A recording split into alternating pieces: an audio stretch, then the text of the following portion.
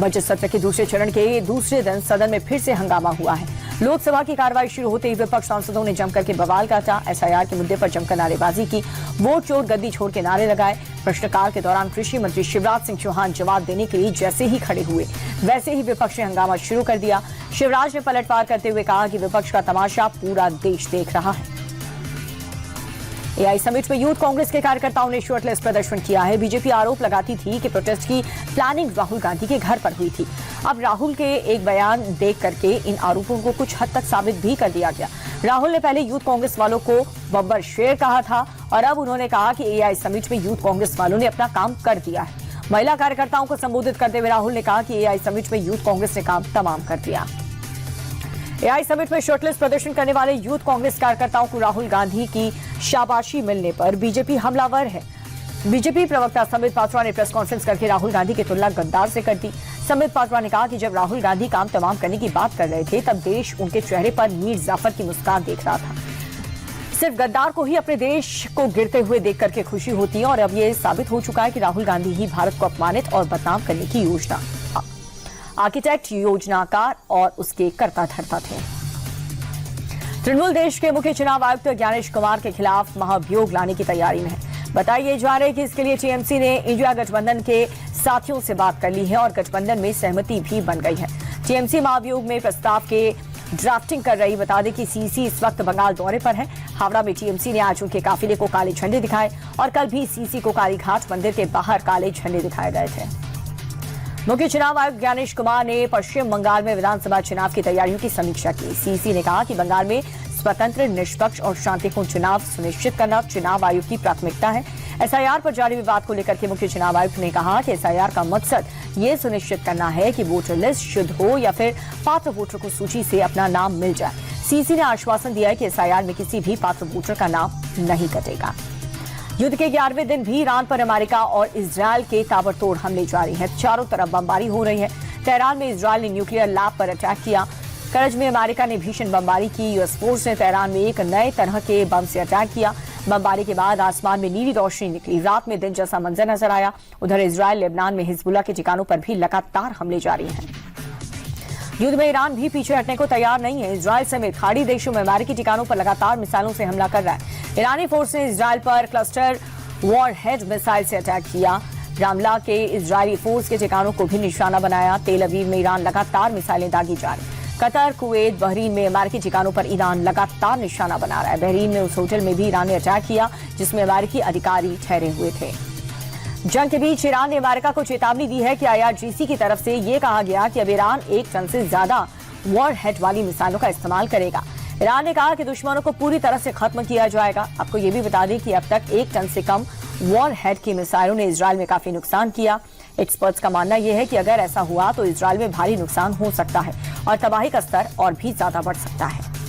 Global market में तेल की कीमतों में गिरावट देखने को मिली है। मंगलवार को एशिया में ब्रेंट क्रूड ऑयल की कीमत 8.5% गिर गई है, जिसके बाद से प्रति बैरल की कीमत $92.50 पर आ गई। वहीं अमेरिका तेल की कीमत $88.60 पर आ गई है। अमेरिकी राष्ट्रपति डोनाल्ड ट्रंप ने युद्ध को जल्द ही खत्म करने वाले बयान के बाद से कीमतों में गिरावट दर्ज की गई। पिछले कई दिनों से कच्चे तेल की कीमत आसमान छू रही है। मिडिल ईस्ट में तनाव का असर तेल पर दिखाई दे रहा है। खाड़ी की जंग ने दुनिया भर में तेल संकट पैदा कर दिया और इसे लेकर के दुनिया की सबसे बड़ी तेल कंपनी अरामको ने एक बड़ा बयान दिया। अरामको का कहना यह है कि अगर ये युद्ध ऐसा ही जारी रहा तो इससे कई देश तेल के लिए तरस जाएंगे। स्ट्रेट ऑफ हॉर्मुज के बंद रहने के बाद बड़ा तेल संकट आ सकता है। दुनिया भर में तेल की किल्लत, लेकिन भारत के पास फिलहाल पर्याप्त स्टॉक पड़ा हुआ है। स्ट्रेट ऑफ हॉर्मुज के अलावा बाकी सोर्सेज से 70% तेल मंगाया जा रहा है। सरकार ने पहले ही साफ कर दिया था कि फिलहाल पेट्रोल डीजल के दाम नहीं बढ़ेंगे। बात एलपीजी की तो बुकिंग टाइम बढ़ाने के साथ आउटपुट को भी 10% बढ़ा दिया गया। कमेटी के जरिए शॉर्टेज की निगरानी हो रही है। सरकारी सूत्र इस बात की पुष्टि भी कर रहे हैं। अमेरिका, इजरायल और ईरान के बीच छिड़ी जंग भीषण होती जा रही है। भारत में तेल और गैस आपूर्ति पर इसका असर पड़ रहा है।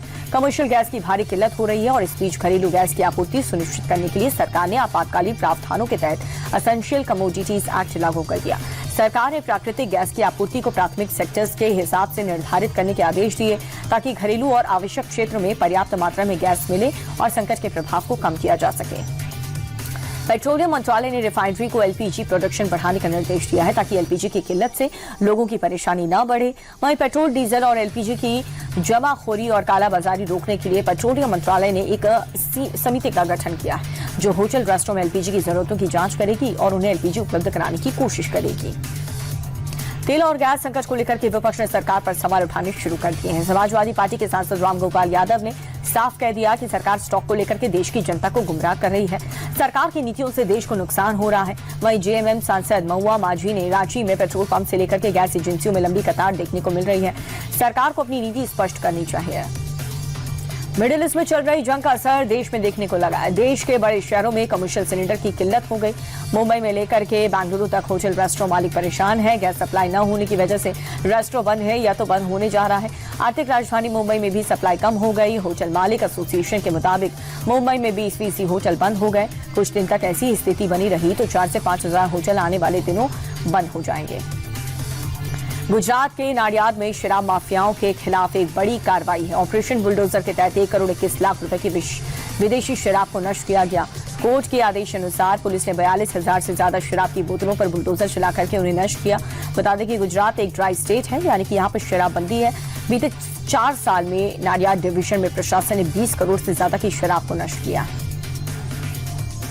सीएम योगी आदित्यनाथ की मां पर अभद्र टिप्पणी को लेकर के मौलाना सलीम की टेंशन बढ़ चुकी है। मौलाना सलीम के खिलाफ यूपी के 83 थानों में एफआईआर दर्ज हुई है। पूरे यूपी में मौलाना के बयान के खिलाफ आक्रोश है। लखनऊ, अलीगढ़, बलरामपुर समेत कई शहरों में प्रदर्शन किया गया। आरोपी मौलाना की जल्द से जल्द गिरफ्तारी की मांग की जा रही है। हिंदू संगठन ने कल पुतला दहन भी किया था। दिल्ली के तरुण मर्डर केस पर ओवैसी की पार्टी का शर्मनाक बयान सामने आया। दिल्ली एआईएमआईएम अध्यक्ष शोएब जमाई ने कहा कि सेल्फ डिफेंस में तरुण का मर्डर हो गया। शोएब जमाई ने कहा कि मुस्लिम महिलाओं के साथ छेड़छाड़ी हुई। तरुण जिम से लड़कों के साथ लेकर के मारपीट करने पहुंचा था और इसी दौरान खुद के बचाव में तरुण की दुर्भाग्यपूर्ण हत्या हो गई। बता दें कि उत्तम नगर में होली की रात तरुण की हत्या कर दी गई। मुस्लिम पक्ष में 18 से 20 लोगों ने लाठी डंडे और ईंट सरिया से उसे बेरहमी से पीटा था।